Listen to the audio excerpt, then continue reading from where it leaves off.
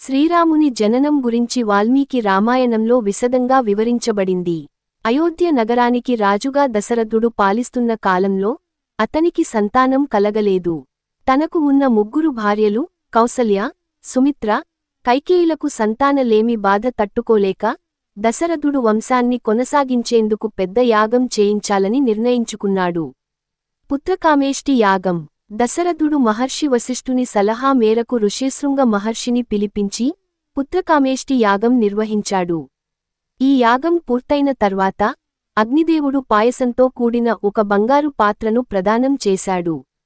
ఈ పాయసాన్ని దశరథుడు తన భార్యలకు సమానంగా పంచిపెట్టాడు. కౌసల్యకు ఒక భాగం, కైకేయికి ఒక భాగం, సుమిత్రకు 2 భాగాలు. శ్రీరామ జననం. యాగఫలం వలన కొంతకాలం తరువాత కౌసల్యాదేవికి శ్రీరాముడు జన్మించాడు. అదే సమయంలో కైకేయికి భరతుడు, సుమిత్రకు లక్ష్మణ, శత్రుఘ్నులు జన్మించారు. చైత్ర శుద్ధ నవమి, పుండ్వసు నక్షత్రంలో సూర్యకుల వంశోద్వాసకుడిగా శ్రీరాముడు అవతరించాడు. దశరథ మహోత్సవం. శ్రీరాముడి జన్మంతో అయోధ్య నగరమంతా ఆనందోత్సాహాలతో ముస్తాబైంది. ప్రజలు సంబరాలు జరిపారు. భూమండలమంతా సుభిక్షంగా మారింది. రాజ్యమంతటా మంగళధ్వనులు వినిపించాయి. ఈ విధంగా భగవంతుడైన శ్రీమహావిష్ణువు రామునిగా అవతరించి భూభారం తగ్గించేందుకు వచ్చాడు.